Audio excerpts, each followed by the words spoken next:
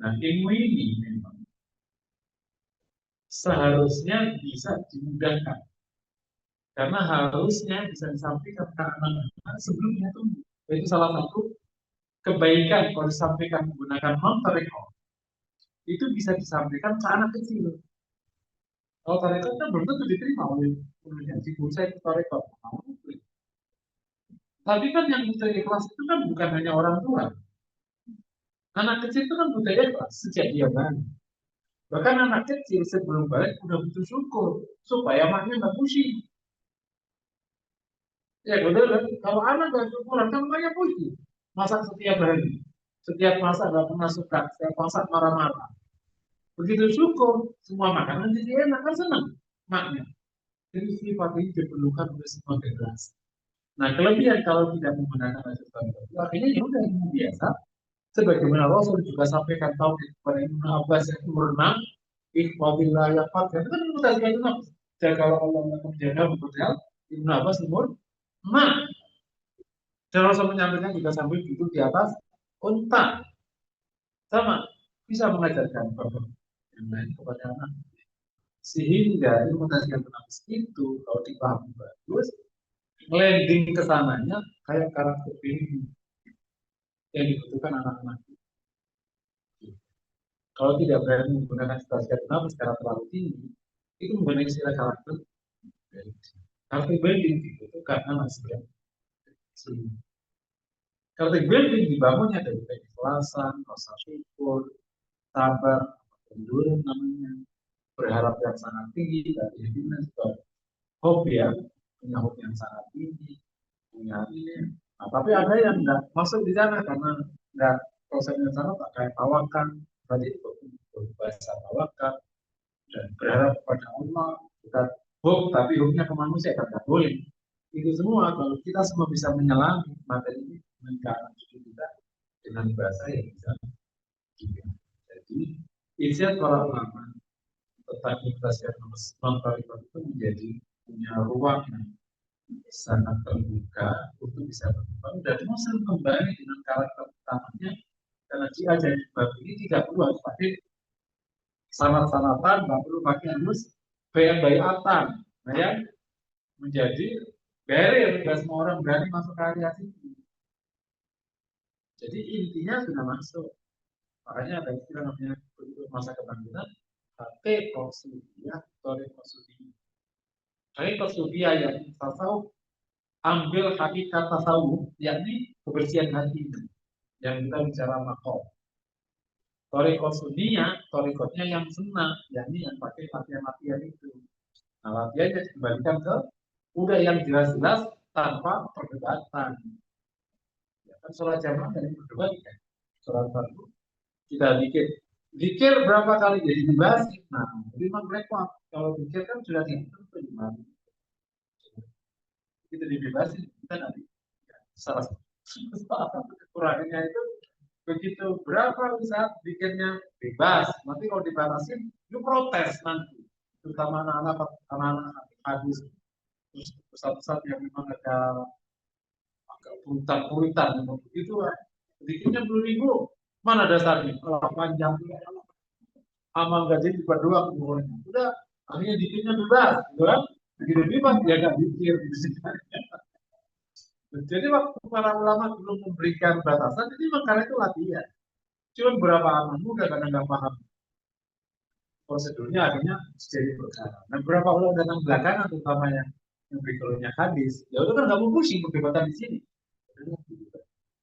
Ya dampaknya ya tidak enak, jangan dikerjain. Daripada dikerjain, mendingan dari kerjain ujung-ujungnya gitu. Nah, ini memang proses beragama yang memang harus ada. Gimana tetap pada koridor ya tidak kontroversial, tidak tapi nah dulu para sahabat diajarkan nanti sebelum diajarkan ilmu yang lain tetap begini mengajarkan ya mereka kumpul Rasulullah disampaikan Nabi menasihati sahabat tertentu ya ini berteman terus mereka mencoba Nabi salah satu tujuan kan mereka melihat Nabi semua event kehidupan tawakal itu gimana strategi sabar itu gimana depan matanya. Syukur itu gimana? Depan matanya. Kalau syukur contoh konkret. Dan salah satu kegiatan memang dia ada tabungan. Jadi ada ada air model yang di depan mata 24 jam.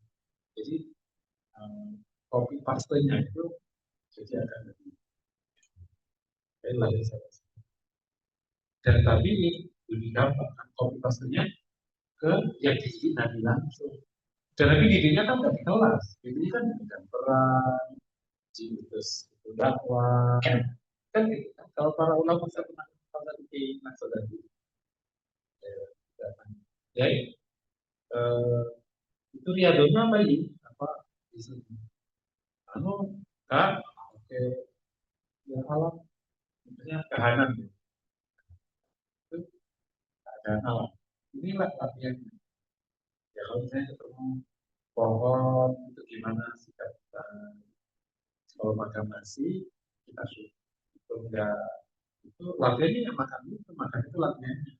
Syukur kan latihannya formasi, makanya mereka nyebutnya satu biji nasi disyukuri, satu biji tahu pol ya. Syukur itu dari satu biji nasi, bukan satu suap. Satu suap udah banyak. Dia syukur enggak? Tapi gini latihan juga. Satu biji nasi di depan itu yang datangkan itu dulu tumbuhnya dari mana? Kamu ngapain? Kok bisa ada besar biji nasi dari mana? Akhirnya, apabila ada satu biji nasi, besar suap nasi, besar diri, karena yang tidak bersyukur atas perkawinan itu tidak bersyukur atas saudara. Lalu saya tanya, nah dikir-dikir itu gimana? Dikir-dikir itu bukan latihan, dikir-dikir itu sebenarnya adalah ilmu supaya kita bisa latihan. Gitu. Jadi latihan itu ya gitu.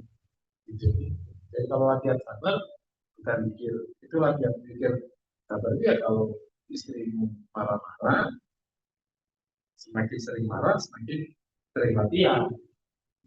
Setuju. Nah, latihan sabar kan harus ada soal. Kalau misalnya, kalau orang teori sekarang paling gampang matematik. Matematik itu mengajarkannya dihafal di kelas atau dikasih di soal. Pasti orang matematik pak. Matematik itu nggak bisa dihafal, betul ya? Tapi hanya bisa terhafal dengan latihan. Bukan 4 kali 7, ini 5 kali, kan nggak gitu. Pokoknya soal aja, nanti lama-lama masuk. Orang yang luar namanya dia udah hafal, berarti sebenarnya bukan proses menghafal, proses melekatkan. Sama, kalau kita ingin sabar, berarti soalnya harus. Nah, soal sabar itu sulit tidak terjadi ya. Biasanya kalau kita terkait dengan itu, kita sering masuk dikasih soal. Mau lagi ngaji apa, ya itu harus keluar soalnya. Ngaji dua soal, ngaji dua soal. Nah kalau syukur soalnya enak, dan namanya karunia. Nah, enak. Nah, kalau sabar soalnya soal sih. Terus juga soalnya dunia diapa-apakan nanti jadi gerak. Ya kalau soal persoalan. Nah, jadi memang sebenarnya kegiatan itu ya di situ artinya. Latihannya di situ. Adapun proses kita belajar, kita berpikir, itu nyebutnya apa kita nyebutnya? Ya disebut dengan riyadhah atau malah disebut dengan thariqah, akhirnya itu baru jalan. Latihannya yang sama. Ini jalan menuju bisa. Gitu. Kalau orang bimbel ini kelasnya. Nanti apa namanya? Ya kalau sebelum kita ujian kan bisa.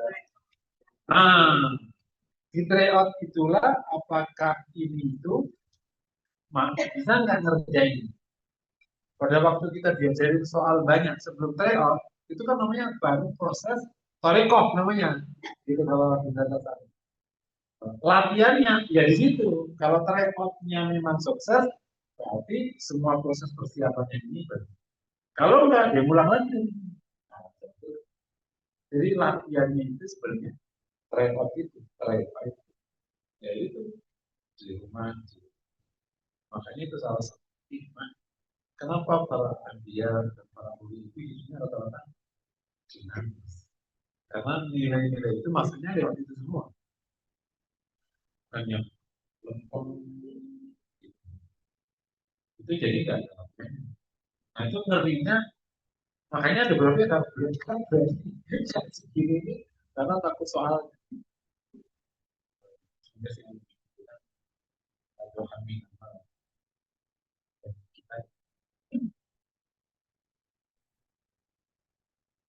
termasuk menjadi takwa.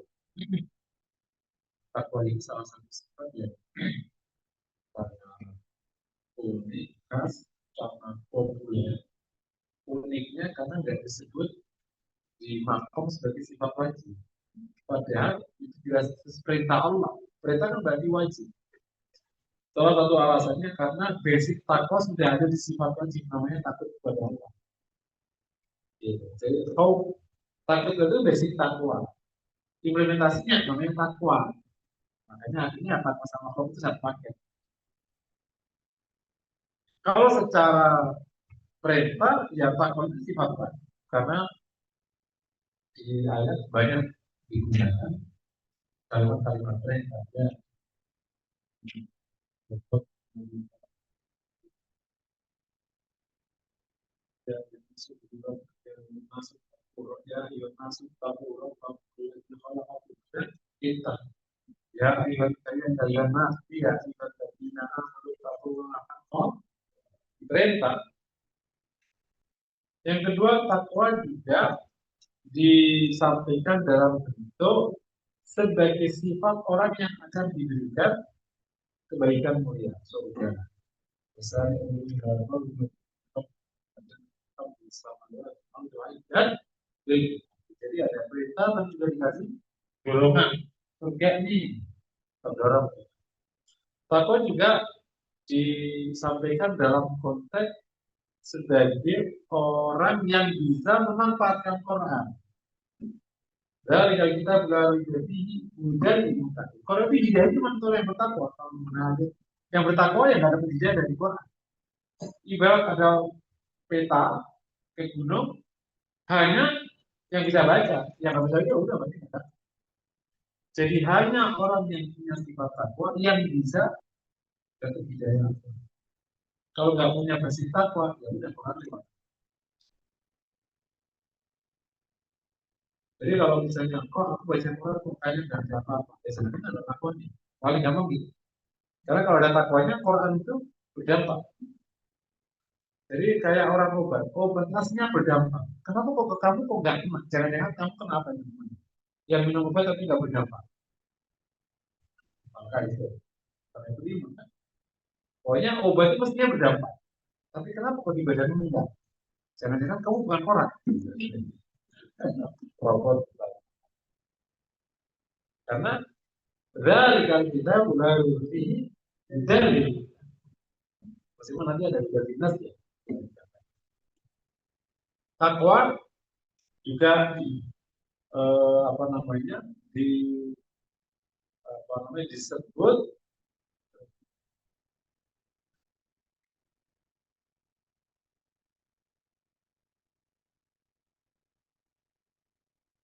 orang-orang yang akan diberikan kemuliaan, kebahagiaan, kemudahan. Misalnya ayat takwa, ayat takina, ayat makhluknya, dan lainnya. Dari 4 poin ini kita bisa katakan sebagai pengantar orang yang diberikan oleh Allah kemuliaan dan kebahagiaan. Jadi dari 4 poin ini kita dapat takwa itu sifat wajib. Bagi yang memilikinya, insya Allah terbimbing oleh Quran. Dan fadilahnya itu dunia akhirat. Di akhirat dijanjikan surga, di dunia dikasihkan kemudahan, rezeki, apalagi itu, ilmu. Di dunia kan, kalau di dunia itu misalnya rezeki yang kira-kira, kemudahan dalam hidup, solusi atas masalah, itu kan takwa semua tuh. Dan ditambahi ilmu, fattakullah ya alimu umullah dan lainnya. Nah, di akhirat ya ada udah tapi bahkan ini akan menggawain. Jadi ini adalah sifat dengan paket lengkap tadi. Makanya bagi yang dapat atau dikasih nama sifat ini,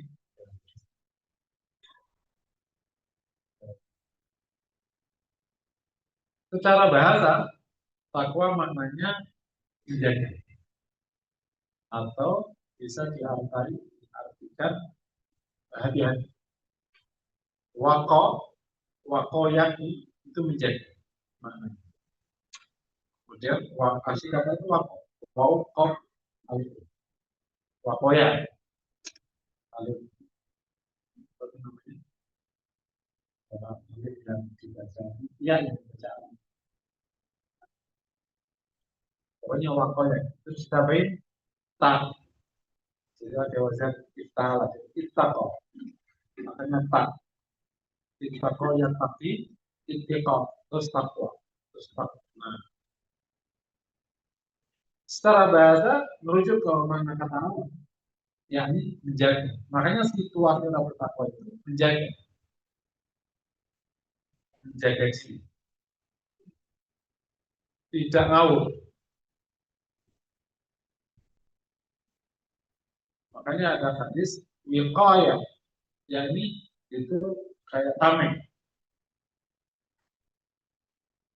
Secara istilah, kalau kita coba kumpulin pada para ulama, terhimpun kepada 3 level makna.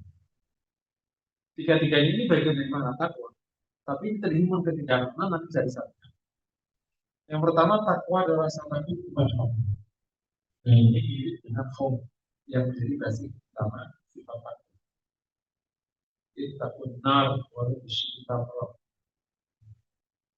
Fattakullah. Baik sekali. Yang kedua, makanya situasi orang bertakwa ini takut dosa, takut salah, takut kepada Allah, situasi orang bertakwa. Memang karena maknanya takut itu pertama kepada Allah. Mungkin apa pertanyaan kau takut tahu. Allah juga butuh Tuhan. Yang sudah takut. Maksudnya kalau kita hubungan sama Allah. Makanya perlu berani kepada Allah. Kok takut kan bukan takut. Kan kok Allah menakutkan? Iya, otakmu masih mengilustrasikan tasbih, menyamakan Allah dengan yang lain. Allah datang dengan topik besar. Tapi kalau misalnya takut itu ada di Quran. Bahwa ikut bumi, kalau tak syawri, dan lain. Ya. Yang kedua, takwa maknanya menjaga diri dari pelanggaran atau dari maksiat. Nah, ini definisinya Ubay bin Ka'ab, seorang sahabat. Beliau menggunakan ilustrasi takwa menggunakan ilustrasi lapangan. Jadi suatu ketika Umar bertanya kepada Ubay, ya Ubay, ada dari iman takwa atau tahu takwa tentang kala kata Ubay bin Ka'ab, mada fa'alta in masyaita min awdin dan syait. Apa yang kau kerjakan jika berjalan di atas tanah yang banyak duri? Kata Umar, ishtamar wastahan. Aku hati-hati dan bersekusi. Yang ini tidak. Qala Ubay wa dzaka. Jadi ibarat hidup ini ada banyak. Nah, jadi itu kalau menuju darat adalah larangan Allah atau fitnah-fitnah yang kalau kita nggak bisa kelola itu bawahnya gini. Jadi kalau kita berilustrasi jalan tadi kan kita akhirnya kan ditempatkan oleh Allah gitu. Betul ya?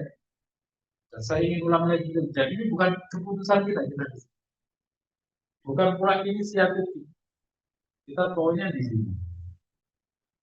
Kita dilahirkan diciptakan Allah lewat kelahiran diambil dari rahim salah satu atau kayaknya secara gen jadi, tapi di situ belum ada nilai. Kita mulai dari ibu siapa ya aman gitu. Memang bukan pilihan. Itulah itu ditempatkan di Allah sediakan semua fasilitasnya. Makanya wasafal lakum ma fis samawati. Kita sediakan untuk kalian yang ada di negeri. Nah, waktu ditempatkan di sini, Allah kasih sebuah visi untuk di sini untuk mengatur. Makanya disediakan semuanya. Tugas katakan menggunakan tentang tugas, tugasnya satu. Penghambaan ini akhirnya bentuknya adalah ketaatan kepada aturan. Padahal kita di sini diatur oleh Allah. Diatur ini bukan dalam rangka menyiksa, tapi supaya hamba yang di dunia ini nanti bahagia. Baik di sini atau nanti kalau kelak. Maka dibikinlah ada kewajiban, kewajiban juga ada yang ditekan, mana tekan, kalau ditekan, amal fardu, kurang menekan, amal sunnah, larangan juga ditekan, menggunakan alat, kurang pertanyaan. Kita berjalan di sini, takwa berarti kita ini hati-hati menjalankan itu agar nggak ketemu yang dalam rangka memastikan, itu Allah sudah tahu sebenarnya. Allah sudah tahu. Hamba ini benar nggak taat, dikasihlah hal-hal yang sifatnya eksternal. Kalau salah kelola bisa jadi haram, kalau nggak salah kelola bisa jadi kebaikan. Contohnya anak, harta, posisi, waktu, kesehatan, dikasih itu semua. Salah kelola, ya tulis. Salah kelola anak, jadi beban mudah akhirat. Salah kelola istri, beban mudah akhirat. Salah kelola suami, beban mudah akhirat. Nah sedikit seorang wanita masih gara-gara suaminya. Karena suaminya nyuruh ini nyuruh itu, dan dia tak mau kehilangan, setelah dia atau dibalik itu akhirnya masih gara-gara anak engkau kejebak kemana. Allah kasih hal-hal yang bisa digeser ke sana, namanya ibtilah. Nah takwa itu hati-hati. Di samping hati-hati dari yang pelanggaran, tapi yang pola yang ujian-ujian yang nilainya absen ini, jangan sampai ini menjadi haram, menjadi dosa. Jangan sampai anak jadi sumber dosa. Disebut dengan itu fitnah. Fitnah itu adalah satu ujian yang harus dikelola. Kalau kesalahan kelolanya ya benar. Kalau enggak menjadi positif nilainya. Makanya kami kayak harta, posisi, waktu, kesehatan itu kan absen posisinya. Kalau kita bisa kelola, melejitkan kita. Kalau kita bisa kelola, menurunkan kita. Sama dengan anak, pasangan. Nah, itu namanya fitnah. Nah, takwa itu mengelola ini dengan hati-hati supaya tidak ada yang sampai. Jadi memastikan semua hal ini adanya benar. Menurut kebenaran. Ini yang sudah saya sampaikan. Orang jatuh kalau di perjalanan itu awal pertama sebab yang dianalisis itu bukan jalan dan bukan cuaca. Pertama yang dianalisis adalah sikap benar. Cuaca buruk, jalan buruk, sikap pengendalinya keren, jalan salah. Bentuk selamatnya, ya pikir dulu bentuk selamat. Karena memang jalan sudah tidak mungkin itu dijalani. Saking derasnya hujan, petir menyambar, kemungkinan longsor dan macam-macam, ya dia akan milih itu sikap hati-hatinya pengendara. Tapi jalan yang indah, ngawur. Saya belum punya data akurat, tapi info nanti bisa apa? Kecelakaan di tol lebih banyak daripada non tol. Itu berapa saja? Jadi tol itu bukan serta merta buat,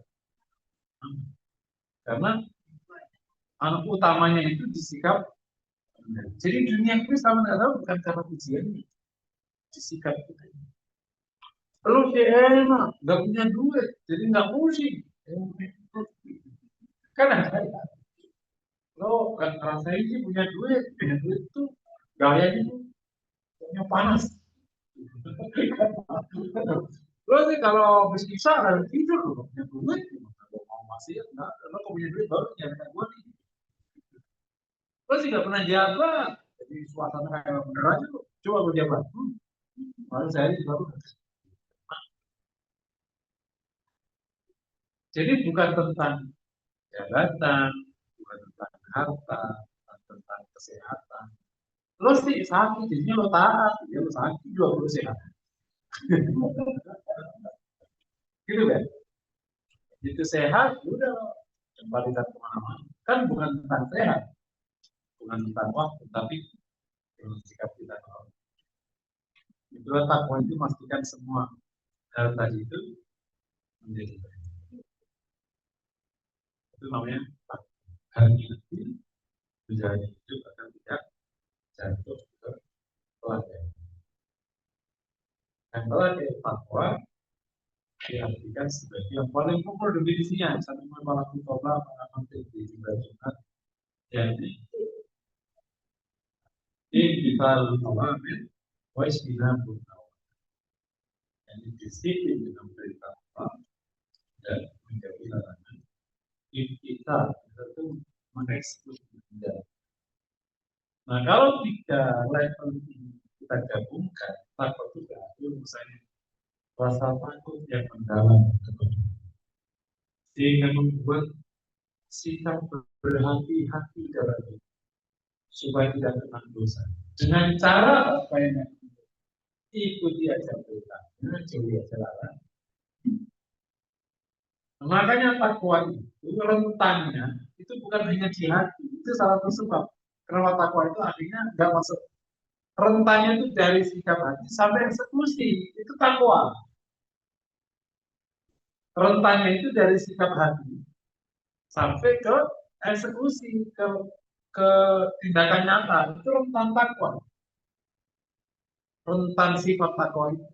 Karena kalau cuma takut tapi ternyata ngawur, ya nggak takwa namanya. Ya bukan aja berarti nggak ada. Berarti nggak. Aku sih takut pada Allah sih. Sebab dia namanya lagi ya. Padahal ya belum. Tetapi Nabi memang menekankan supaya tidak salah paham. Jangan sampai dibantu takwa itu ujung yang taatnya itu, ya bukan. Itu implementasi dari rasa takwa. Kata Nabi, takwa, takwa itu di hati. Makanya takwa itu makanya maksud kajian sifat hati, bukan dipikir, bukan kajian implementasi. Cuman rentan takwa itu sampai ke implementasi. Karena kalau ada implementasi ya bukan takwa. Meskipun ya ada semua sifat hati ada implementasi, cuman kan ada yang variasinya lebih dominan. Area yang diartinya lebih kelas.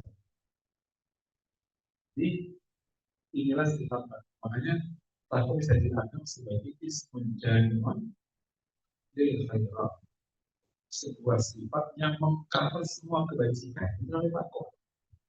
Semua kebajikan itu ya, kalau kita misalnya gini, perintah Allah ikhlas. Takwa itu mengcover sifat ikhlas. Kan taat sama Allah suruh ikhlas. Ikhlas. Suruh cukup. Oh, suruh sabar. Suruh takwa. Berarti itu kan takwa. Ini kalau misalnya takwa ya sampai ikhlas, sampai syukur. Terus suruh sholat. Sholat. Tidak boleh ini, tidak boleh ini. Sampai ke situ. Jadi mulai dari yang paling dasar sampai itu kita boleh. Jadi kalau pemahaman seperti ini ya pantas kan. Masa itu dalam bilang ujungnya tidak memintai imam orang sesempurna itu. Jadi kalau ada orang lihat, ya bagaimana dia nggak bertakwa? Karena dia melanggar. Iya kan? Jadi bukan berarti kalau takwa itu pelanggarannya cuma ya nggak sholat itu. Ria kan melanggar. Berarti ya tidak syukur kan melanggar. Kufur gitu. Kufur nikmat itu. Berarti kan melanggar. Berarti ya tidak rentannya. Nah, pelanggaran di perbuatan anggota badan itu lebih gampang terdeteksi kayak orang lain. Tapi pelanggaran di amal hati itu yang menjadi, karena memang itu urusan kita sama Allah sama. Makanya kita bersyukur apa dulu, tapi sudah tawakal dulu, sudah berharap betul pada Allah dan lebih banyak berharap pada diri sendiri. Bapak, jadi istilah itu saling apa? Di situ saling kecewa. Kan berarti akan ke sana gitu. Nah, ini yang berarti apa ya? Sebenarnya apa yang sebenarnya saya belajar maksud tadi, sampai kita ini benar-benar murni Allah SWT. Tidak satu bulan sampai tidak takut sekali. Takut bukan karena yang takut gimana boleh bisa supaya ini yang kita harus kerjakan. Makanya kenapa Nabi itu pesan kepada kita beragama seluruhnya? Karena tidak akan sanggup. Kata Nabi kan, oleh Yusha dalam itu tidak benar. Tidak orang berlebihan dalam beragama. Tidak benar kan mengalahkannya. Soalnya kalau habiskan 24 jam sepanjang umur jalankan perintah Allah itu banyak, akan banyak berbentuk perintah. Ini aja saya pernah ilustrasi. Sholat ya, sholat perintah Allah sholat. Itu kita kerjakan semuanya, untuk sama sunnah. Kan 8 jam. Memang sholat doang perintahnya, lalu perintah yang lain. Maka misalnya tidak kita baca, kalau fardu sunnah kita kerjakan bisa sampai 10 jam itu sholat aja. Terus dakwah kita kerjakan 2. Dakwah berapa jam? Udah habis, nggak kerjanya cuma nyari nafkah istri. Nah kan wajib juga nyari nafkah. Nyari nafkah harus, sholat harus, dakwah harus. Itu sudah 28 jam itu sudah. Apa pertanyaan sih? Enggak itu yang lain kan ada jihad, ada.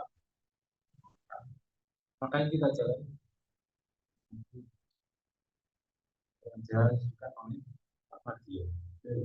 Terus apa dia nggak dapat. Nah, kita nggak ada. Makanya udah kita kerjakan dan mohon berkomitmen. Itu baru satu perintah yang tampak. Di perintah zakat, kamu nyari duit. Ada nggak zakat tanpa nyari duit?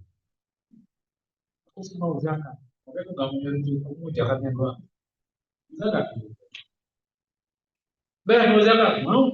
Kok nggak nyari duit? Ah, mau zakatnya langsung aja. Mau langsung perintahnya, mau bisa pakai. Mana ada zakatnya itu? Nyari dulu kan? Nyariin aja butuh waktu 8 jam. Jangan kerja 8 jam, yang zakat 8 jam. Mungkin enggak. Tidak jelas. Income-nya apa. Untuk zakat saja, suplingnya harus 7-8 jam. Nah, tadi, sholat 8 jam. Dari nafkah 8 jam. Zakat 8 jam. Dakwah 7 jam. Dari, itu, kita kerja selama sudah sesuai dengan makanya dulu kenapa para ulama itu terutama yang orang menghadapi masyarakat ada beberapa titik praktis supaya sakit banyak yang biasanya digunakan sebagai basis supaya kita punya harapan. Sorry ya, ini makanya TikTok. Karena itu susah. Atau udah kadang itu yang penting ikhlas ini udah fokus. Namanya semampunya. Kalau mereka mensyukur kan yang penting kamu gak nyakiti orang ya. Pokoknya kewajiban yang itu yang kamu tahu apa itu sholat, zakat, dan dua pokoknya sing apik. Tapi jangan nyakiti orang lain. Dan cukup semua cukup dibanding jalan. Kenapa? Saking luasnya. Nah, kalau kita ngomong ke orang awam banyak, musibah lah, musibah bisa beragama lah, gitu.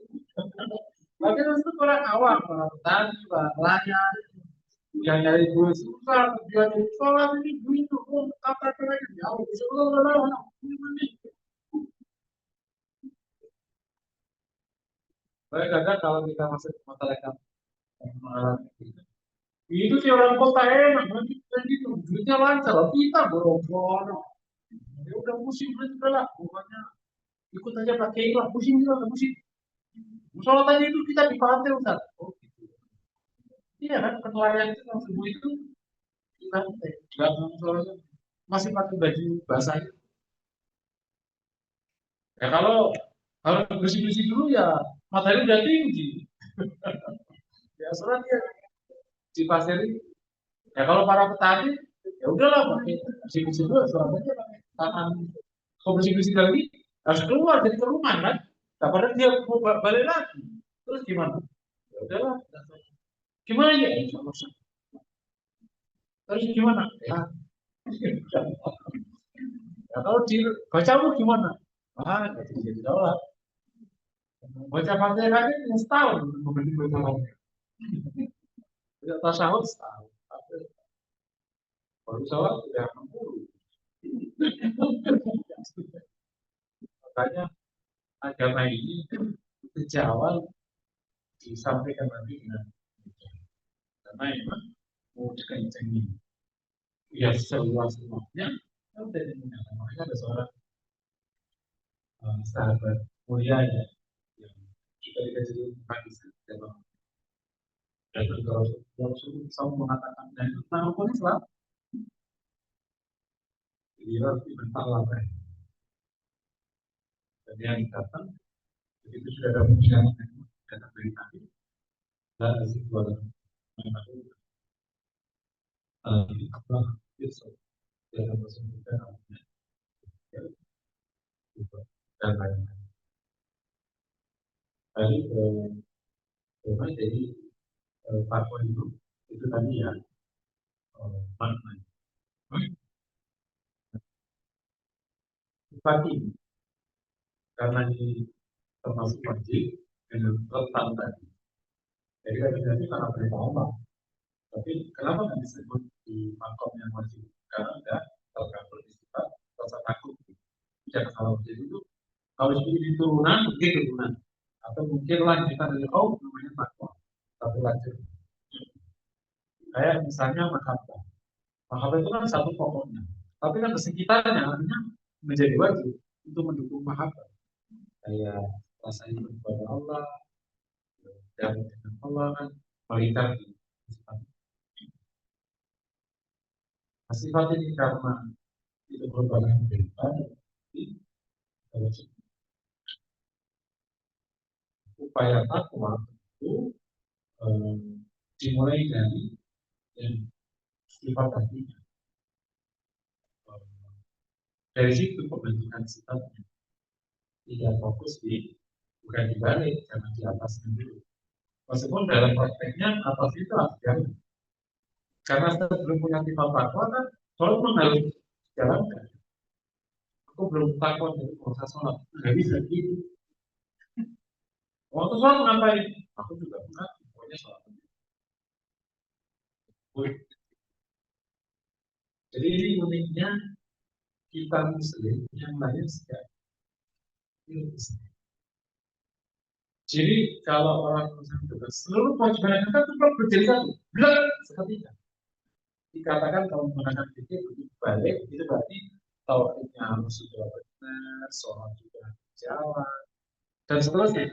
Seluruh syariat agama yang di Quran Sunnah itu tuh belum di anak umur 15-14 atau di wanita umur 9. Yang lain kalau sahabat itu bentar.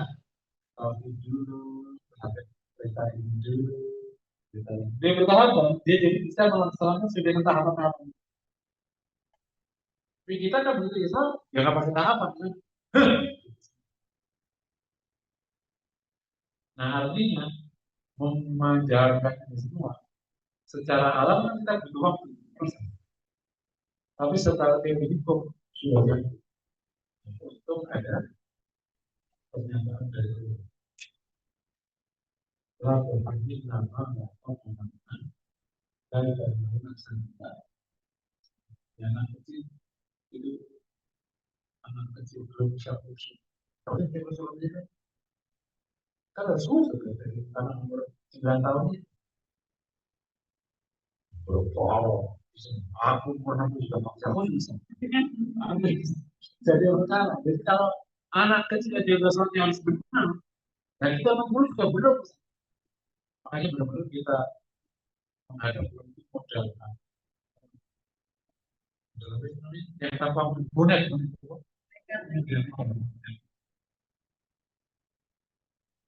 Kalau yang tahu pasti akan punya perasaan. Kalau yang nggak tahu lebih berani, makanya dengan nggak usah tahu. Kalau orang tuh nggak ngaji agama di mendalam, itu berani aja. Apa, kisah apa, karena itu ngaji berat, cukup. Sesimpel itu ada di ya silakan aja. Itu mirip kan ini kan orang sipil ya. Coba kan ada tuh yang bangun tanpa itu normal aja. Kok jadi? Makanya kadang tukang sama si suka tegar begini-begini. Nah itu udah ada rumah di kaki itu tanpa fondasi, tiangnya 16 ke atas. Itu tukang yang dimana nggak ini nggak rompok, nggak normal lagi. Yang kecil-kecil naik ke atas gitu. Samping jalan. Nah, kalau orang step itu mah kalau jatuh lebih dalam. Katanya kalau dananya. Jadi ya, kira-kira semakin di dalam semakin baik.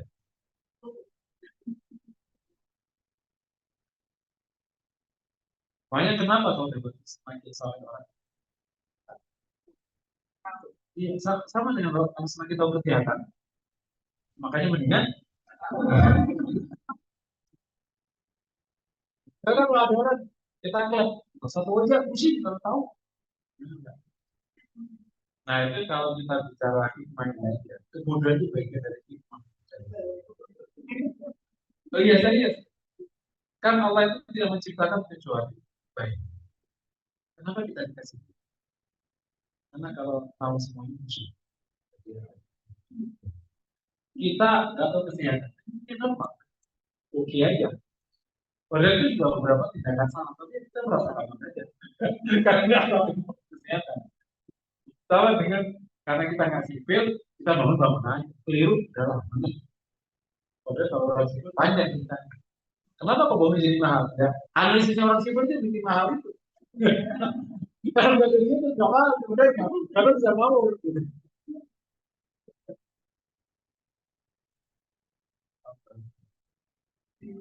Nah ini makanya kalau apalagi ilmu tazkiyah imam, itu ilmu yang sangat kritis. Dan penyimpangannya itu kan dimana sedikit sudah terasa nyimpang. Bagaimana nggak takutnya kayak apa? Kayak misalnya orang yang tahu apa ikhlas. Lah kan artinya tahu betapa setiap saat itu geser kemana. Jadi dia kan nggak bisa kendalikan geser itu. Kan, jangan sampai kau enggak dari hari sendiri. Kita jadi pusing ya. Apa sih jangan dia apa itu lihat. Ada orang ngapalin aja. Tapi aja memang itu aja tuh tangan orang. Jeng. Kemarin itu. Senang banget gitu loh. Cerita itu senang gitu. Makanya seperti apa mulai itu nanti di bawah sendiri. Allah emang kita nggak bisa kendali. Tapi mau berapa yang dari makanya kita minta dibersihkan oleh Allah. Kita nggak bisa. Jadi kalau bahasa tekstualnya itu bukan kita memilih hati, hati kita mohonkan kita tahu yang kita dapat kita juga. Siapa tidak bisa lakukan? Hmm. Jadi itu usaha yang Allah perintahkan. Tapi ya, herannya perkara kan yang kontrol. Bahkan dosa yang menjadi syukur, yang ikhlas. Yang syukur, syukur itu kan tahu perintah. Berteman aja tidak. Kita berteman ya. Makan itu gak enak dikit. Mulut itu ngomong aja. Jadi kalau yang masak kita sendiri, kalau yang masak kita kan pasti enak, karena nggak mungkin nyala diri sendiri. Kan? Tapi kalau yang masak mbak, itu kan mulutnya kayak mulut didikan mana? Ini kurang, kurang, kurang. Susah apa sih bu? Kurang. Kalau bersyukur, alhamdulillah kurang. Alhamdulillah kurang. Jadi gampang. Tapi ada kabilahnya dulu. Itu kan perkara simpel aja. Tapi syukur aja sering keluar. Sering, kenapa ya? Nggak separuh dia. Kan kadang separuh. Iya kan kalau bahwa mungkin dalam lewat masa itu yang 40 nomor kali-kali yang aja itu kok nggak stabil. Kan dia dulu ada pohon di kampus. Kan banding ini karir kan suka kayak gitu kan. Dia yang biasa karirnya bagus, yang pintar karirnya tenggelam. Karena itu di kantor udah jadi fenomena. Padahal kan sudah dikasih karunia, udah dikasih rezeki, tetap aja ngomong. Bu, kenapa kamu ini gede? Ada aja kurangnya. Ada seperti itu. Dan itu padahal bahasa utuh. Belum nanti bapak yang mukanya berharap kepada Allah. Dan bapaknya hati ini harapnya kamu orang. Kalau wanita harapnya ke suami. Bang, ini bang. Terus minta sama Allah. Lalu aja doa. Nyuruh kita doa. Lo dong doa. Dan gue tinggal hasilnya aja. Yang repot siapa itu dia siapa. Jadi hati berharap kepada Allah hanya itu ya. Marah baca suami dan lain-lain. Ya ini yang mulai lagi. Nah, sifat ini memang karena itu perintah terus diupayakan ya seproses apapun. Jadi dengan dia tentang sejauh itu, ya artinya memang harus kita tolak, kita tolak. Dan lain-lain kepada Allah SWT. Tadi di awal sebagai pengantar kami sudah singgung fadilah-fadilah takwa supaya ini menegaskan sebagai bagian dari motivasi kita bahas ini fadilahnya besar sekali. Yang pertama fadilah yaitu dari yang dulu ya itu menjadi hamba Allah yang mulia dengan bahasa ini semoga kita bisa menjual dengan selesai yang sama kita pernah ada di satu masa ini pada posisi yang tinggi di makhluk tidak ada karir terutama itu di posisi paling dekat sama pondok ini orangnya owner nah organ nah, itu kayaknya udah paling keren di dunia ya tanda-tanda separuh itu sudah separuh pakai terus separuh dua separuh ntar kartu nama ini berani kan ada masa kartu nama berani karena sih ada satu kok ada ya ada masa kartu nama berani tapi ternyata kartu nama itu dari hanya ordal yang punya kartu nama dan macam-macam nah karena pernah ada masa di mana kita ingin dapat positif saatnya kita memperbaiki tentu Allah tidak sama dengan baik kita punya makin posisi yang tinggi di hadapan Allah. Kalau makhluk kecil pernah kerja pada makhluk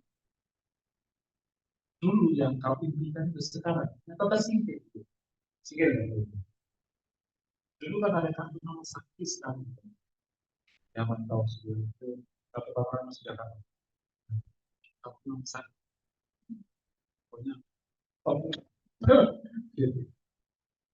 Begitu 98, ambruk semua kartu namanya. Yang punya kartu nama dibakari karena takut.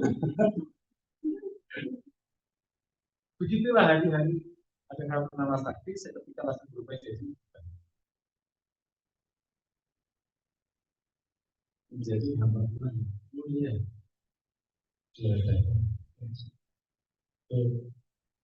Kedua, dijanjikan ini juga bagian dari kami yang besar. Impian kita semua mendapatkan janji.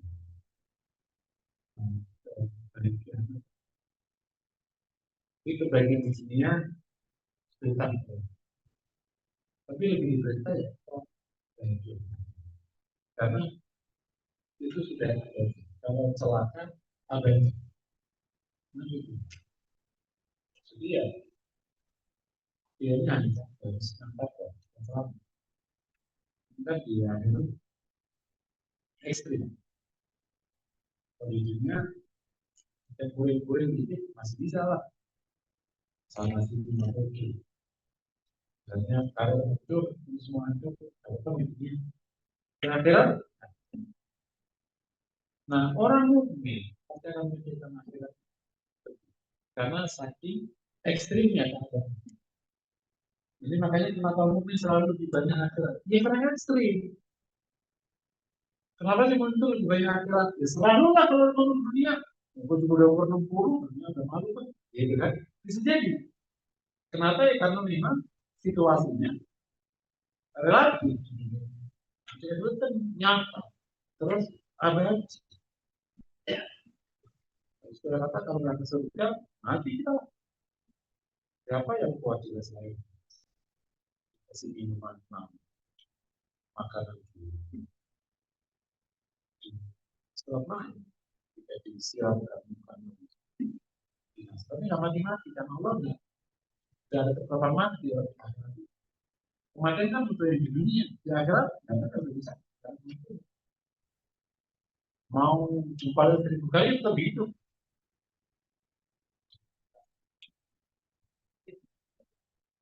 Jadi kan nggak boleh main-main. Salah satu sifat yang kita bawa bersama dengan kita dulu. Itu salah satu hikmah kenapa sifat ini diulang-ulang gitu.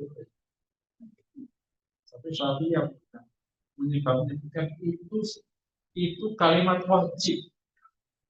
Nah, saking hati-hatinya beberapa kiai di Indonesia itu kalau nggak ada kata saya berwasiat takwa itu batal Jumatnya. Meskipun sudah ayo kita bertakwa, nggak bisa. Harus ayo kita wasiat takwa. Diturunkan tapi.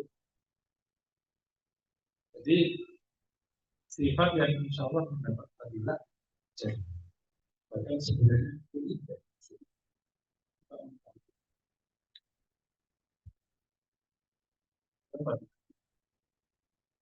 Dapatkan ini. Atau orang alim. Itu yang menjelaskan para sahabat itu belajarnya dan para ulama kayak Ibnu Qayyim nanti kita turunkan jenazah dulu. Kalau ibu bapak baca buku tidak itu dari mana ilmu seluas itu dapat uang kajian sosiologi waktu itu belum ada, kajian politik juga belum bisa. Tapi Ibnu Qayyim ketika masih mukadimah itu menjadi basis ilmu sosiologi, basis ilmu politik. Dari mana? Jawabannya fakta. Kalau para sahabat ya udah jelas dari mana Ali itu belajar ilmu perang. Khalid dari mana? Sama lain. Jadi fakta. Nah ini kemudian karena ini wahabi pemberian yang prosedurnya itu tidak prosedur biasa.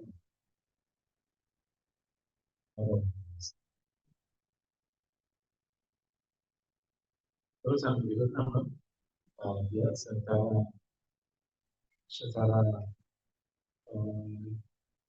dunia ya, disebut itu tuh bukan hanya dunia, tapi disebut itu kan ada rizki yang dia.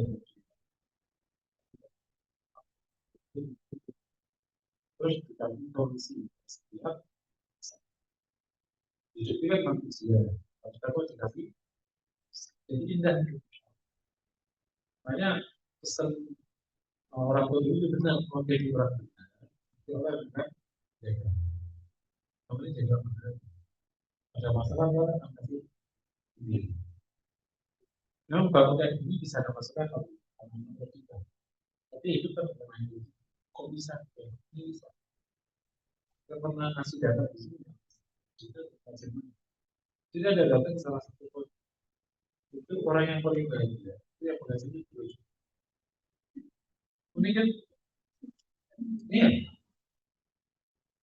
Gitu. Nah, yang ada orang yang dari kecil nggak pernah susah karena bapaknya dulu jaga. Terus dia juga dari kecil nggak boleh. Jadi itu dengan data yang ini. Ini mau data, iya. Kamu banyak ya. Orang susah itu punya ribu cara untuk yang kayak gini orang itu. Itulah cara Allah membuat hambanya itu. Memang apa itu mahal. Apa itu mahal. Sama dengan gimana orang bodoh berkarya. Karena itu nggak ngerti caranya. Gimana orang bodoh berkarya. Itu gimana orang bodoh. Itu kembali. Itu ketemu anak yang cuma di ITB. Anak ini anak Jakarta. Anak 70. Anak 70. Sama-sama kembali rumah teman-temannya. Dia lah ya, terima di ITB. Ya, tapi swasta sebenarnya itu. Namanya ITB. Kan ke situ kan. Nah ya ITB ya berkarir lah. Ke tempat-tempat yang top-top lah. Nah dia mau kemana? SMA mungkin kecil gitu di Bali. Terkilan. Sekarang di dalam bos besar. Anak-anak itu yang pintar-pintar itu.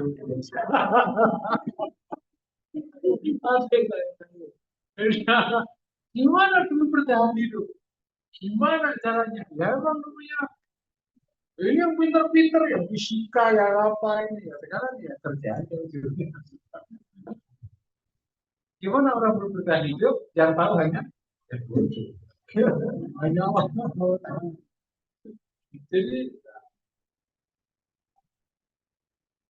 Jadi Allah akan memberikan cara setiap itu.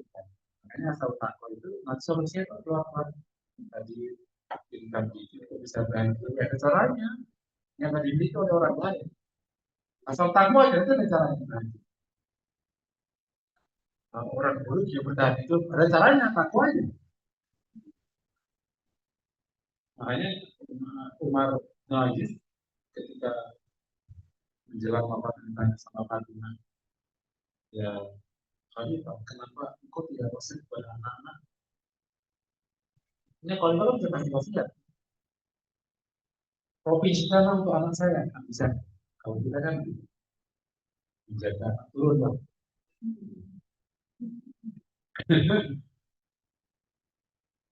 Terus kata Umar, akhirnya dia bilang, dikatakan aku tidak wasiat kepada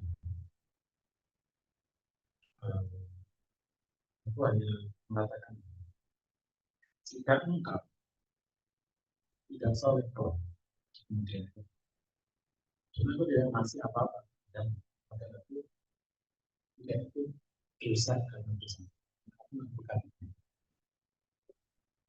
itu jika kamu soleh meskipun tidak aku bukan Allah yang akan mengurus dia yang berayat di surat bahwa dia tahu dan dia yang akan mengurus orang soleh ya tahu itu ngurus bertanggung jawab.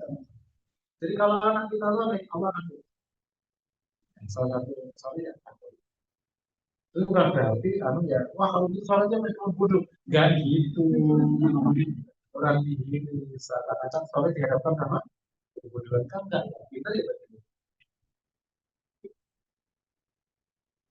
jadi kalau dia sampai kalau itu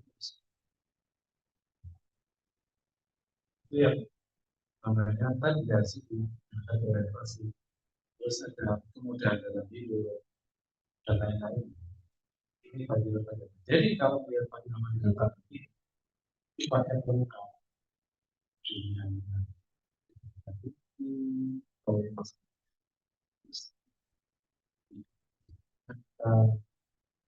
mulia di ucapan ngomong hasil besok ketika ilmunya dipakai pelengkap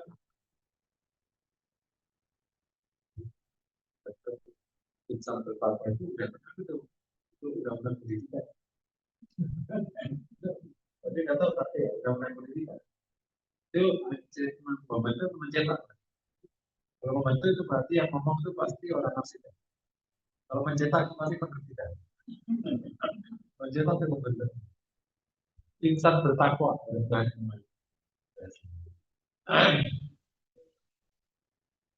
Ya ini tadilah berharap dengan menyanyi kita termotivasi terus. Nah, oleh karena tadi cakupan takwa itu sudah terdiri ada sifat rasa takut, ada kehadiran dia, ada imunitas. Jadi berarti usaha kita untuk apa namanya melatih atau memberikan kekuatan ini yang mencakup dimensi hati, yang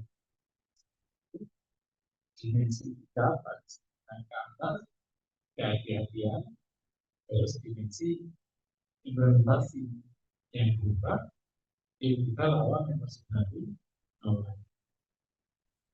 Oleh karena itu berarti harus bersama-sama agar kita bisa maksimal jadi ngerti aturan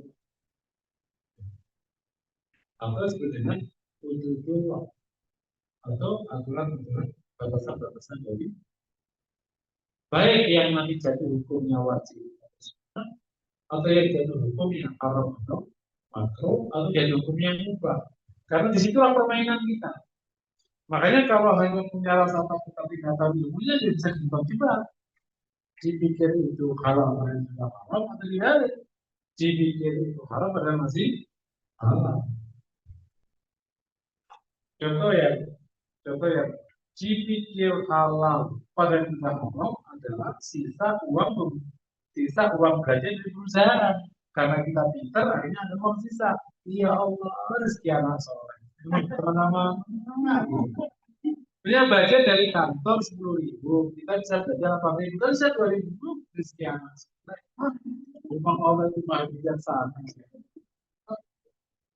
Gimana tadi? Beres Pak. Lengkap. Duit cukup. Nah sisanya ini rezeki anak soleh. Karena itu kan sebenarnya yang haram dianggap yang masih boleh, tapi kita udah ketakutan dengan segala hal. Saya katakan begini. Terkadang kita rapat di kantor, baru ada. Karena kita maunya segera berhenti. Kata bosnya, bisa nggak menunggu bahasa 10 menit? Terus ya, wah nggak bisa Pak, kita mendahulukan firman Allah. Nggak gitu-gitu amat. Karena masih boleh kan, itu sebentar. Nah bosmu biar nggak tersinggung. Tapi ya, nggak setiap hari. Tapi di event tadi, ketika 10 menit dia kan masih belum. Ya Pak, masih ada ruang. Karena ruangnya kan mulai dari yang paling utama awal waktu, terus utama, terus boleh, baru. Cuma masih ada ruang boleh. Jadi nggak usah sampai ke maksimal itu karena bosmu tidak sesoleh engkau. Misalnya kan gitu kan, ya, dia yang penting masih seorang. Kan beda-beda cara. Ya ini yang ini sudah nggak boleh kau bolehkan, yang ini masih boleh kau kencengin. Akhirnya jadi nggak pas. Praktek beragamnya menjadi lain-lain. Banyak sekali pada praktek beragam. Jadi harus tahu ilmunya di mana itu batas-batasnya ada di mana.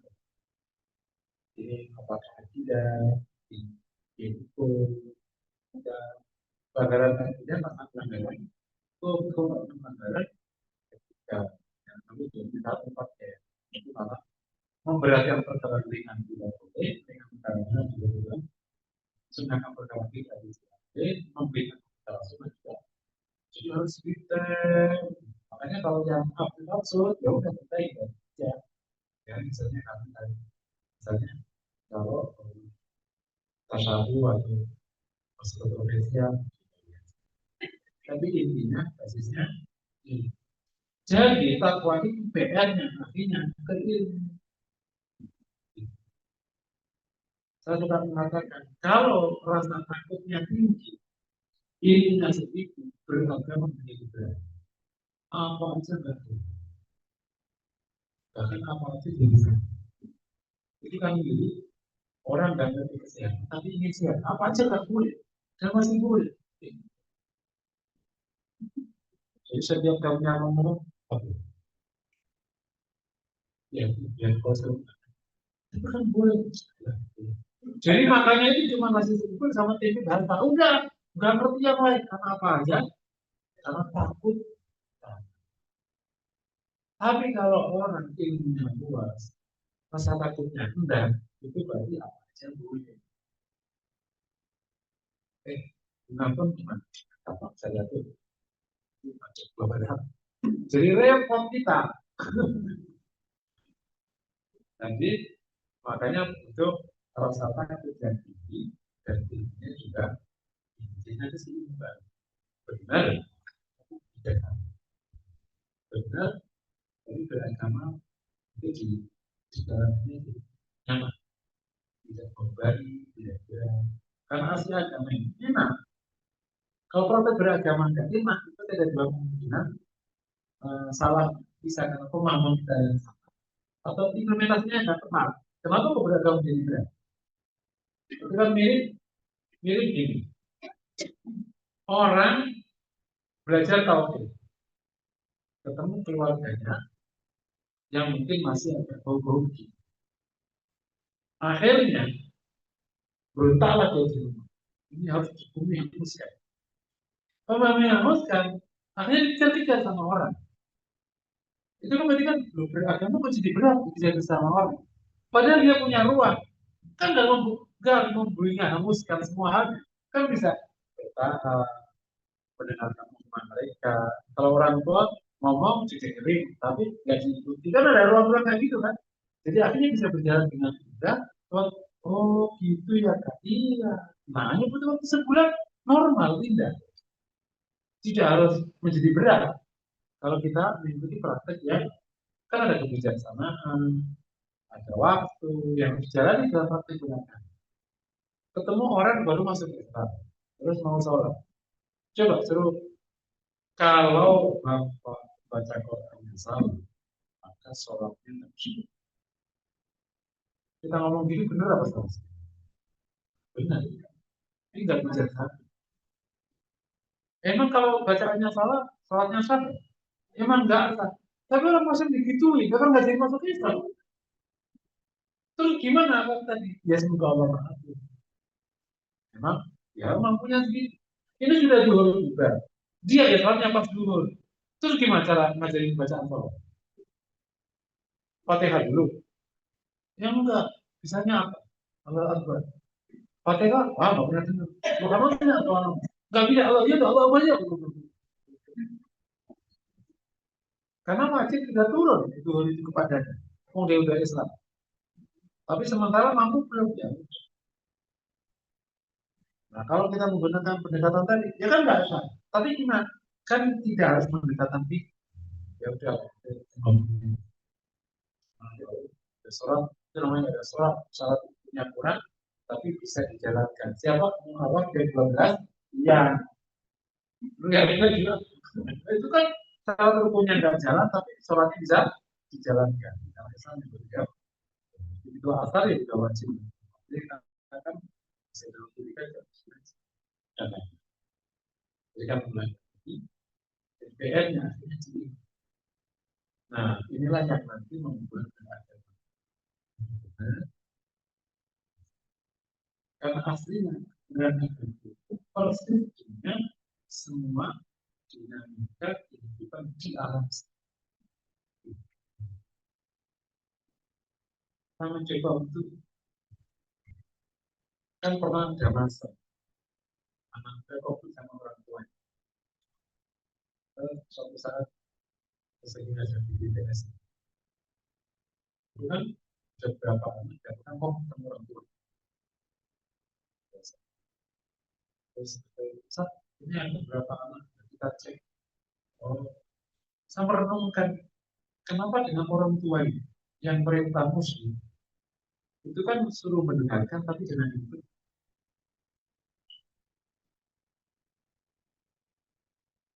Nah ternyata hubungan sama orang tua itu unik. Orang tua itu punya semacam apa namanya psikologis dominan atas anak. Meskipun anaknya sudah tua, karena bagi orang tua anak itu sampai kapanpun, nah, betul nggak sih? Ibu menganggap kalau anak mereka menjaga sesuatu. Ini kalau udah tua, lagi lu sudah jabat, kayaknya udah jadi anak gue. Saya, lu mau tua, mau muda, anak mau dekat, pasti ya. Lu nggak ngerti hidup. Ya, baru lahir di bapak dari 40, lu nggak ngerti apa-apa. Jadi orang tua selalu kecil. Sekarang, orang tuanya muslim. Gimana coba dominannya? Dilawan, bubar.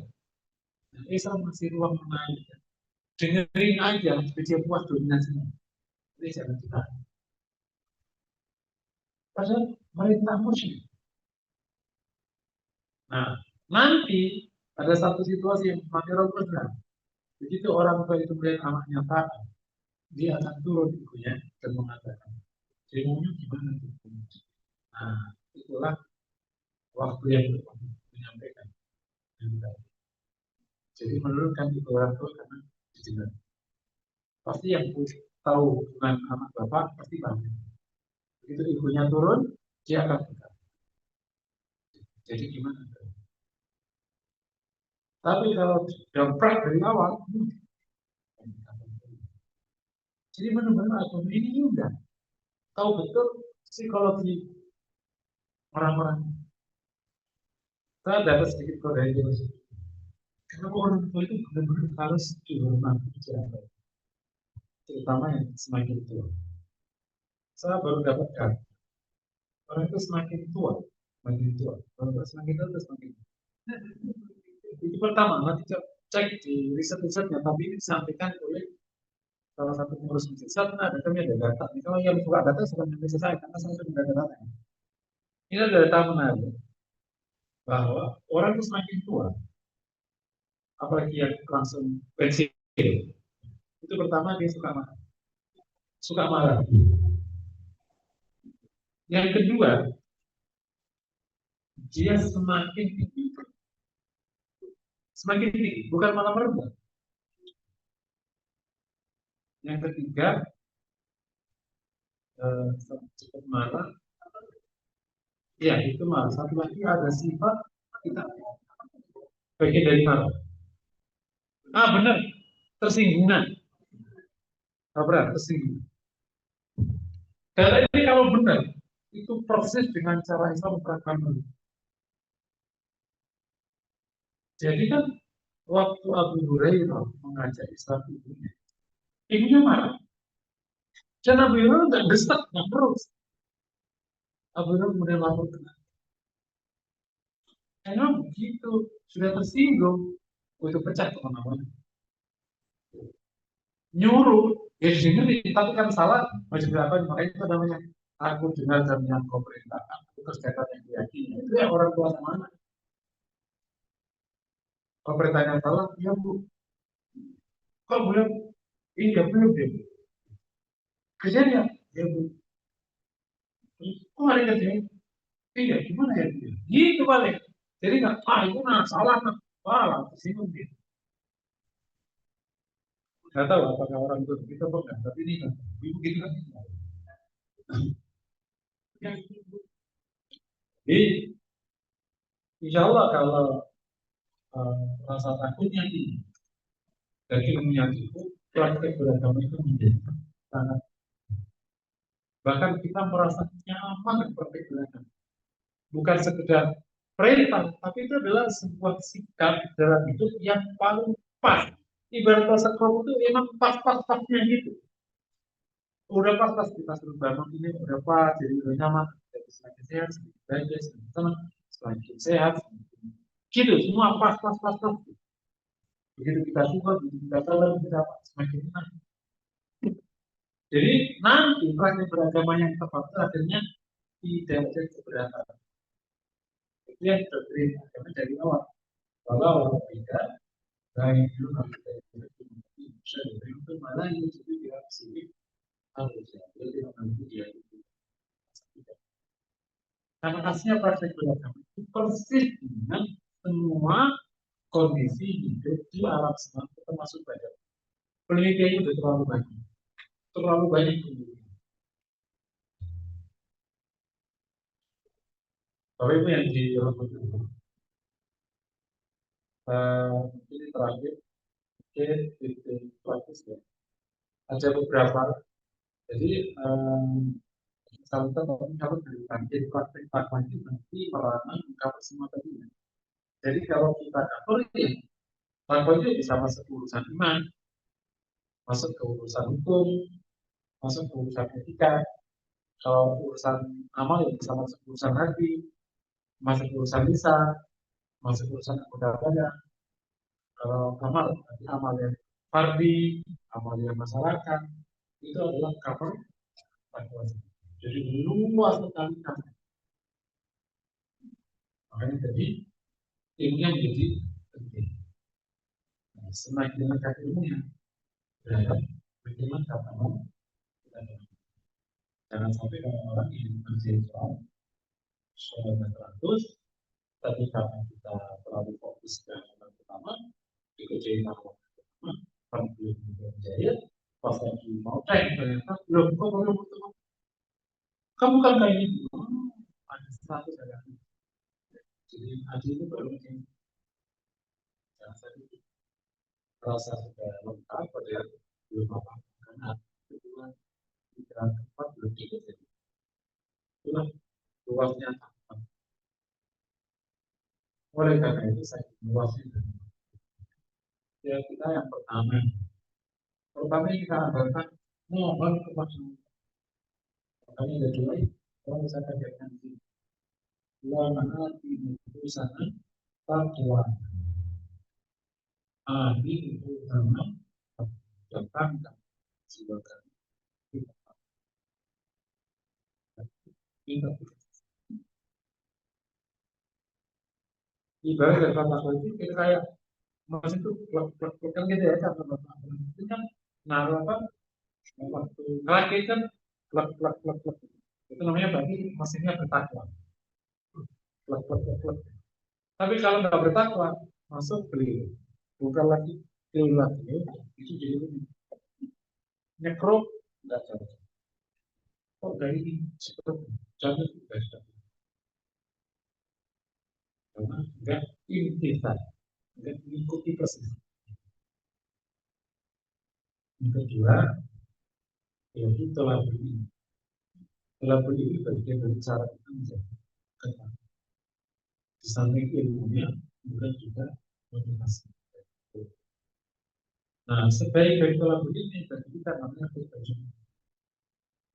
Karena khutbah Jumat itu semua orang mungkin pasti bagian kecil motor khutbah Jumat diurus maksimal. Iya, karena pengajian yang bisa mendatangkan semua orang itu namanya khutbah Jumat. Kalau kali ini kan yang datang yang udah baik-baik. Nah, perempuan nanti bikin pengajian Jumatan. Kan berarti rata-rata kajian muslimah Jumatan rata-rata dari pasukan di Jumatan. Nah, jadi Jumatan itu bagian dari kesempatan terus untuk kita. Kan ada satu kondisi yang salah syariat, wajib dengar, wajib konsen, nggak boleh main batu, bagi main handphone, main batu nggak boleh, main handphone. Ya dulu kan online para hasad atau lalu yang main batu, kalau ya karena masjidnya ada batunya. Berarti memang dulu masjidnya tidak ada ubin, tidak ada karpet. Masjidnya ada batu dan lain-lain. Betul lagi. Yang berikut nomor 3 menjaga kesonan ini adalah zikrullah dan tilawah. Atau mungkin tilawah. Tilawah kalau kita bisa masuk ke kategori jadi insya Allah kembali. Ada inspirasi. Itu semoga kita karena mungkin tadabbur kita harus perlu baca misalnya. Caranya paling bagus dibaca terjemahannya dulu baru baca lagi. Kalau mau tadabbur, supaya pada waktu baca itu kan akhirnya begitu kita. Tapi kalau baca dulu tadabburnya itu berarti yang kamu maknai itu kalimat Indonesianya itu beda. Meskipun ya ini hanya cara paling minimalis, berharap ya bisa. Intinya baca adalah tadabbur. Kalau baca tanpa tadabbur nggak mendorong apa, ya insya Allah itu bagian dari proses kebersihan jiwa sebenarnya. Lebih lebih tapi kesimpulan ya. Termasuk dia ini ada zikrullah. Kenapa zikrullah? Supaya hati ini siap ditanami sifat baik. Karena kan zikrullah itu adalah membuat hati itu subur. Jadi berikutnya lebih banyak sama orang sama. Sebagaimana orang yang ada di toko parfum itu baru ikut di toko daging, ikut bau. Jadi kalau kita ada di rumah baik, udah. Betul, teori ini sudah dipakai. Jadi kalau kita memang sering datang ke majelis ilmu, sering datang ke masjid, dan sebagainya, berarti sudah segini ya, kayak kalian sudah memakai. Jadi membatas-batas sekali. Nah, lingkungan itu terasa. Kenapa kalau di sekitar haram itu kok semangat? Ya, segitu lagi ibadah semua. Umroh itu kan situasinya mau ibadah. Di situasi orang berbeda. Karena yang misalnya orang masuk ke lingkungan boleh besar. Jam 3 udah bangun, mendarat, pulang. Tapi ini bagian dari itu kita asal. Intinya berusaha mencari tempat sifatnya seperti apa, baik. Kita tidak bisa memutus. Jadi saya kembali ke ilustrasi tadi. Ilustrasi tentang orang yang income-nya ini mulai bahagia. Dari ini kan ada kajiannya. Jadi ini riset di Depok. Baru kita bahas 3 bulan. Orang-orang riset tentang tingkat kebaikan masyarakat itu. Dan berapa income yang per bulan ini. Dan itu adalah menarik. Kan Indonesia kan yang negara paling bahagia sekarang. Kita tahu siapa aja yang mungkin riset di Depok atau mungkin dia cuma mengambil sampel menjadi analisis misalnya. Jadi rumus utamanya setiap masalah kan itu ada paling sendiri. Yang kedua, begitu orang bertakwa dapat double lagi karena diberikan padanya makroja solusi. Berarti kan ada dua case. Nah, pertanyaannya ini, apakah engkau akan kau bahasa organisasi mengkuptasi Allah dengan frame pikiranmu atau menjadi hamba Allah yang rendah hati kepada Allah yang memberikan solusi padanya. Nah, diam-diam kita itu memframe solusi itu adalah yang aku pahami. Contoh, untuk menyelesaikan urusan keuangan, maknanya tambah income. Itu kan solusi di otak kita. Tambah income bisa macam-macam, termasuk hutang. Tapi solusi dari Allah ternyata bisa juga, itu solusinya. Ternyata Allah akan gerakan orang sana nggak nagih dan ngasih Pak, nggak apa-apa kalau hari ini nggak bisa. Solusinya. Karena pada waktu nanti waktu tibanya, kau udah punya duit. Karena kita nggak terbayar. Yang kayak gini juga kita nggak mau buka. Karena kita diam-diam kalau bahasa organisasinya, kita merasa paling kuasa atas hidup kita. Hidup harus seperti yang aku pikir. Padahal ribut itu di luar yang aku pikir. Memang pasangan itu dulu kau pikirkan, enggak kan? Iya, itu kan gitu. Jadi itu betul. Dari solusi itu, ya solusi menurut Allah, bukan solusi menurut, karena bisa jadi solusi menurut kita itu malah solusi. Kita itu malah dan banyak kis-kis Ya kalau mau belajar tentang kisah Nabi Yusuf, nah itulah solusi-solusi yang indah. Saya pernah mengatakan begini. Orang nggak punya duit itu kan nggak enak. Solusi rata-rata namanya kalau kita publik kan namanya tambah lapangan pekerjaan. Betul kan? Tapi kalau Allah kasih solusi bahwa dia menerima dan sanggup, maka saya sekali solusi. Kenapa yang repot? Jadi saya ketemu data ini faktual. Ada anak yang tinggal sama bapak, ibunya meninggal, anaknya anak berbesar. Ibunya meninggal, bapaknya meninggalkan anak ketiga ini. Hidup ketiga setelah anak bapaknya kawin lagi. Udah ini lupain kisah bapaknya ini. Anak ini akhirnya sampai untuk tempat saya oleh salah satu jamaah karena di Jakarta. Mau hidup sama aku aja, nggak mau dia mau mandiri. Akhirnya di pesantren yang ada dia. Pokoknya dia punya sekolah. Sama kan sampai sekolah sampai dan salah satu bisa menarik kan karena dia maunya mandiri. Dia itu dulu waktu sekolah di mana? Kamu dulu dari mana?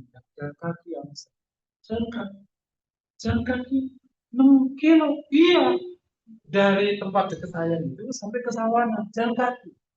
Kamu nggak sampai. Solusi dari Allah dikasih kaki kuat. Selesai nggak jalan kaki? Kalau anakmu nggak bisa jalan kaki, bukan anakmu dia kakinya kuat. Dan itu jadi tamat ujungnya. Dan tamat, sekarang juga tamat kuliah, dia juga pekerjaan, banyak usaha. Kalau kamu menguatkan kakinya, bagi kita kan nggak solutif. Bagi kamu nggak solutif, bagi dia solutif. Mau kakinya jadi. Dan yang menarik, yaitu membuat satu lagi. Saya nggak biasa. Kamu masa kita. Terus adikmu, aku urus. Karena dia sudah katakan sama bapak, biarin aja bapak, ini aja, aku urus. Kan dia akhirnya meninggal, dia punya usaha. Justru karena ketekunannya itu akhirnya dukungan ngalir ke sini. Jadi solusi itu memang saya berikan menurut ibu yang di kota melahirkan sedukun beranak itu kan berisiko. Kata ibu-ibu, kata orang di desa, justru di rumah sakit itu ngerti karena banyak inti. Serius, itu tuh bukan bicara tentang bukan tentang justifikasi kelemahan enggak, tapi hidup itu memang seindah itu.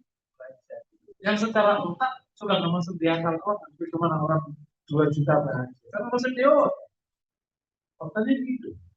Nah inilah perbedaan materialisme dengan Islam yang memandang mana beda sebetulnya. Ada ruang-ruang materialisme. Kalau kapitalisme materialisme memandang ruang hanya ada satu varian namanya X. Kita ada Y, Z, apa di luar yang kita kendalikan apa intervensi dan kita ada. Ya, itu itu mungkin kita kategorikan namanya kas apa ciri bukan definisi. Nah, itu kan memang meletakkan satu sifat mutlak ini letakkannya di mana? Bisa itu definisi atau itu adalah ciri. Nah, kalau melihat kajian para ulama itu namanya sifat, itu ciri.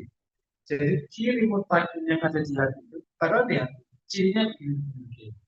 Jadi takwa bukan hanya 3 itu, karena di luar 3 kan masih banyak. Kalau kita angkat sama kan takwa itu belum baik, ilmu sholat, menazakna, dan seterusnya.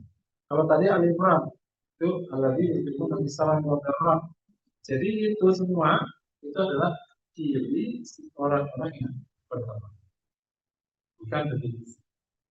Artinya kalau orang-orang punya ciri itu, semoga udah ada takwa di hati.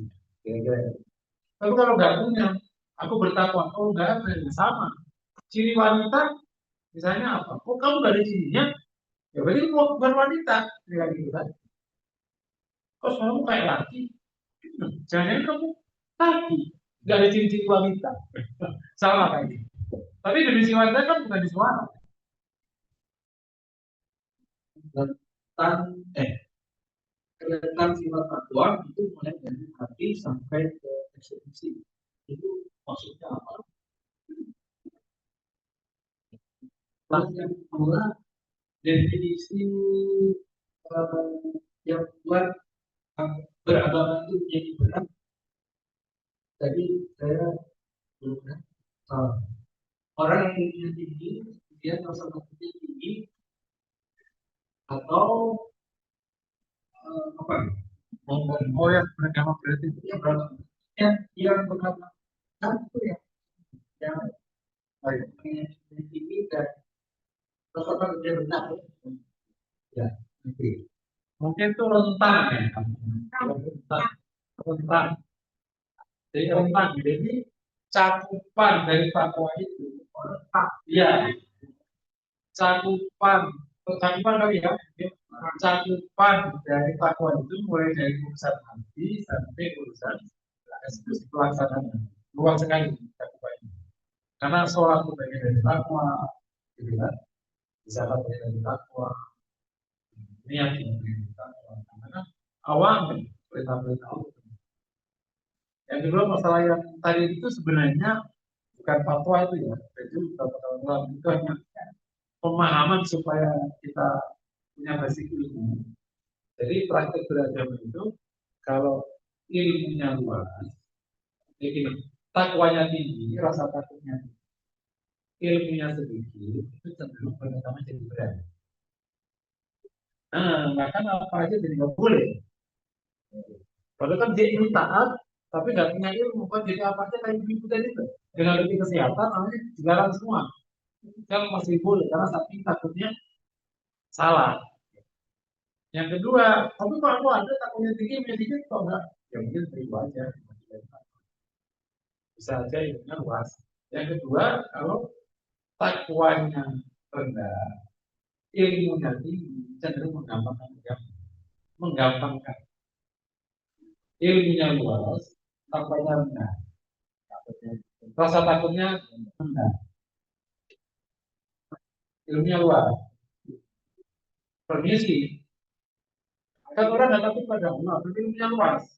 Kan jadi hina. Anu Pak, kita kalau misalnya nggak so bisa gimana?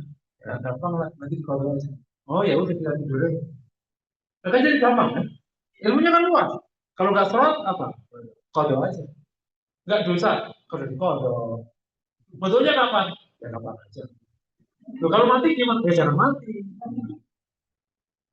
Paham kan? Jadi gampang ibadah. Nah, karena kan takutnya kuat. Takut kepada Allah. Ilmu bisa jadi macam. Makanya kalau Bapak suka ada mana banyak tokoh posisi kontroversial, nah, ini jadi mungkin lagi rendah takwanya, ilmunya luas, ya kan semuanya. Karena ada istilah zaman dulu itu ya, man tafakoh walau tasawwufah tafasan, orang yang ilmu fikih luas tapi nggak punya ilmu hati, kita cenderung fasik. Yang ini ya, nikah itu harus pakai wali dan saksi. Ah bisa kalau wali sama saksi, gampang. Gabung sama pusing nggak? Jangan dikerjain.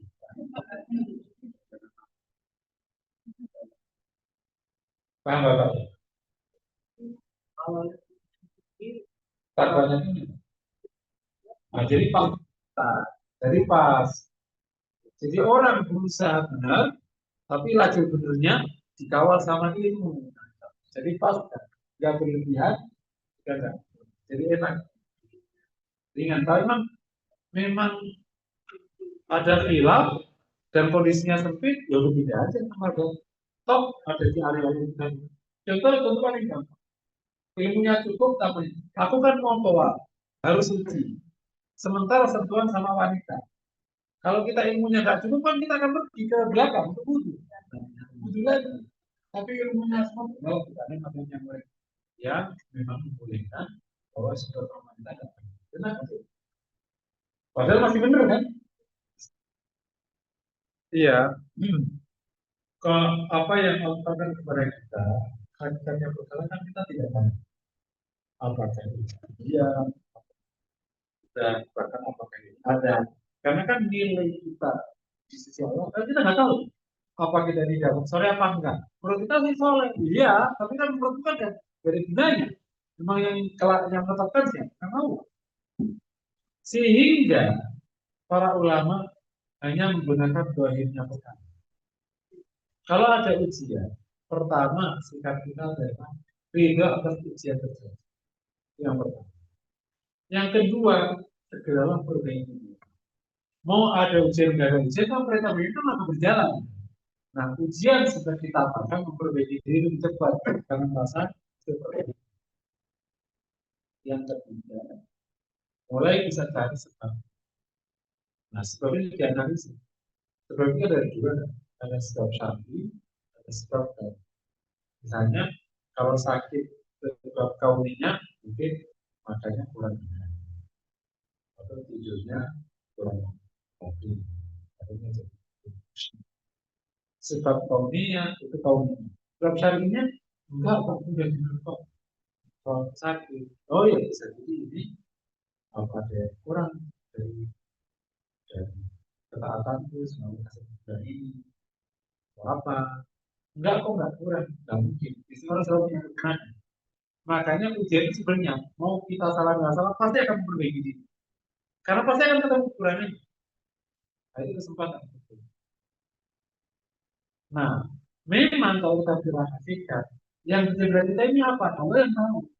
Kan kalau Pak Ibnu Qayyim mengatakan kalau dia jatuh kepada orang mukmin yang soleh, apapun bentuknya, semoga itu merupakan karunia. Dan kalau kepada jatuh orang fasik, apa di kafir, yang namanya ada, apapun itu. Jadi kemudahan sama kesulitan, kalau jatuhnya ke orang mukmin yang soleh, itu namanya ujian. Dalam rangka tiga, menambah pahala, menghapus dosa, meninggalkan dosa. Kalau jatuh ke orang fasik, ya, apa di kafir, itu namanya peringatan, bahkan namanya amal. Tanyanya, kita ini di mana posisinya? Tahu. Itu rumus teorinya. Begitu rumus praktek, kita kategori yang mana? Kan nggak ngerti kita. Makanya ya itu yang berbeda.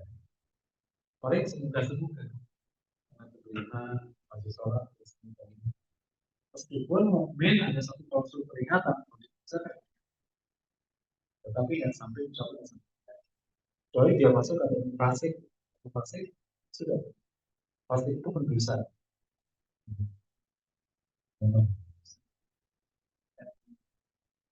Oke, kita itu karena ini sudah lagi ada